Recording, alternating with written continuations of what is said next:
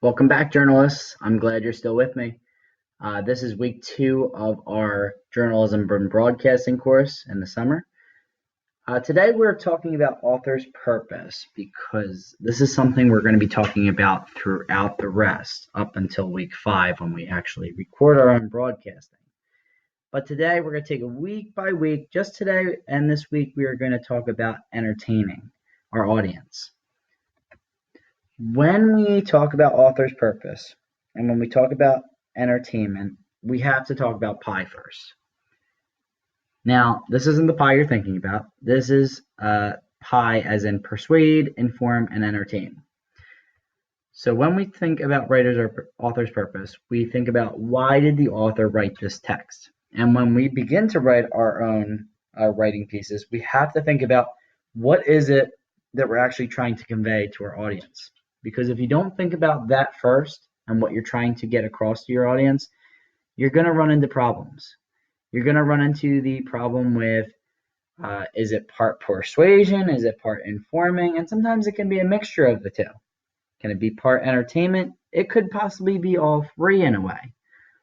However, you want to make sure that you solidify and pick which one you're doing first, because you don't want to confuse your audience and go back and forth between some and aren't sure yourself. So when we're talking about entertainment, we're seeing, did the author make you laugh? Did you relax and enjoy the story? What kinds of things did the author do? And think about what things entertain you. Do you have certain sports you love? Do you have certain movies you love? Video games, toys, things like that. That is all things that entertain you. I can tell you for one, myself personally, anything with cars entertains me. I get magazines that come to my house all about cars, all different kinds of cars, because I love cars and I read it for entertainment. However, if I'm reading something maybe about teaching myself, I might be reading something more informational because it's teaching me something. So take a look at this next slide here. When we entertain, or when we write about entertainment, you have to think about what you love first and write about what you love. Writing about what you already know about is probably the best inspiration for your writing. It's what you know, it's what you love, and you're going to have a lot to say about it. I want you to think about using the writer's tools I gave you in week's one video. You need to use them in your work. So we're going to go over them in a second. But think about your audience too. Who are you writing to?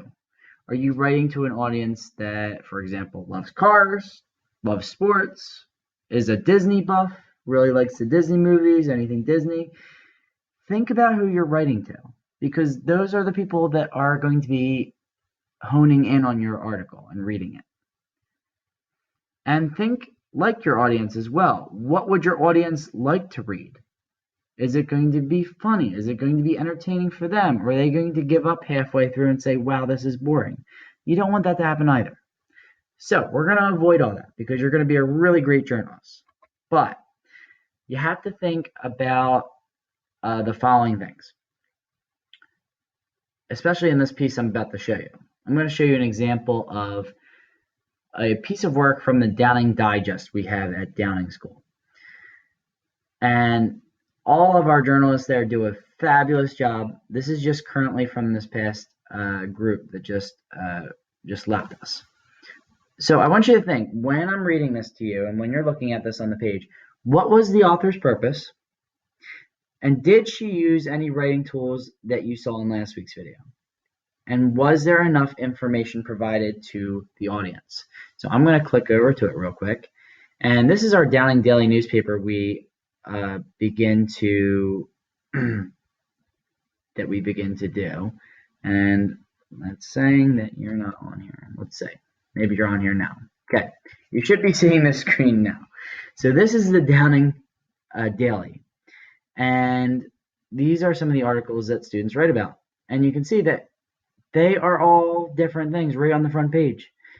One's about a movie review, one's about sports, one's informing people, maybe entertaining people about a new toy coming out.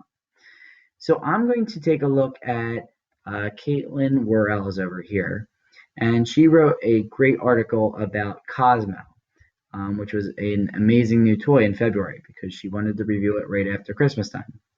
And this was a great article to choose because not only is she entertaining other students because she's thinking like her audience that want to read about it and know what it is, but she's also informing people about the new toy.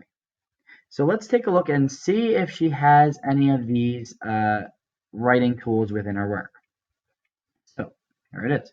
Have you ever heard of Cosmo? Right off, she starts with a question. He is a smart and intelligent robot. He is amazing. He is a tiny little robot that can interact with you and play games. Cosmo has his own feelings too. When you play a game with him and he loses, he will look upset and he will look sad. When he wins a game, he will be very happy. He also knows when or when not to do something. Cosmo is like a robot in Star Wars. I like her simile there as well, if you saw that. Like a robot in Star Wars. He is as smart as BB-8. Another simile there, making a comparison, especially thinking like her readers that are into Star Wars. Cosmo comes with some blocks. Those are the blocks that Cosmo plays with, and you can play with too. You can play games with the blocks, and Cosmo will play with you. The blocks light up when you tap them. I think Cosmo is pretty cool. How would you like to have a Cosmo? So right there, she goes in and introduces Cosmo and what he is. He's an intelligent robot.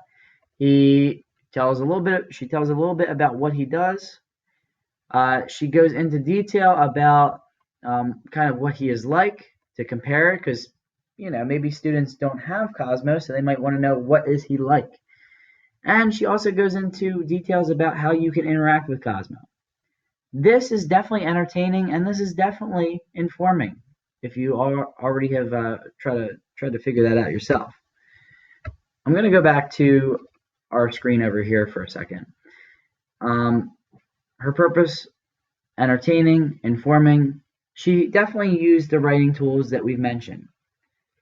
So I'm definitely expecting you to use some of those same tools as well. It's not too hard, but you really have to think about it though.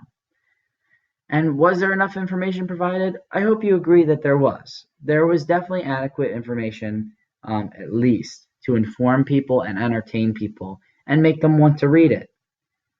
And it definitely did its job. She did a tremendous job on that. And I'm looking for something similar to that. It doesn't have to be very long, as you can see. It doesn't have to be 5-10 paragraphs. It just has to be a little blurb. And as you can see, that was about 3 paragraphs organized. Did it look like much with a small font? No, but it is. It is a lot. So for the last part, your purpose for this week is to entertain your audience. And your audience doesn't have to be me. So don't think it's me all the time. Because I'm going to be thinking like your audience, like other students. So think about your topic. It's up to you. It's your choice. But if you are having a hard time, you're getting writer's block, you can't think of anything to write about, I'm going to give you suggestions each week. So if you can't think of something that you would like to entertain the audience about that is school appropriate, use one of these down below. You can talk about sports, because you could see there was a sports section on that newspaper. You could talk about your favorite video game and entertain someone that way, about the best video games, top 5 video games. You could talk about movies. You could do a movie review. You could talk about your favorite hobbies. Maybe you're into something like biking, running, playing a different sport on the side, maybe a different game you've made up, maybe certain parties or holidays, and entertaining people about something coming up, like Memorial Day or 4th of July you could be talking about. Now, you can also talk about the fidget spinners as well. Keep in mind you have a 3-paragraph minimum, introduction, details, closing. And you must include the writer's tools from week 1. So if you have to do it, go back. One last thing, open the doc on Google Classroom and please don't share it with me. Please push the turn in button when you're done. Thanks. Looking forward to looking at your work. Good luck.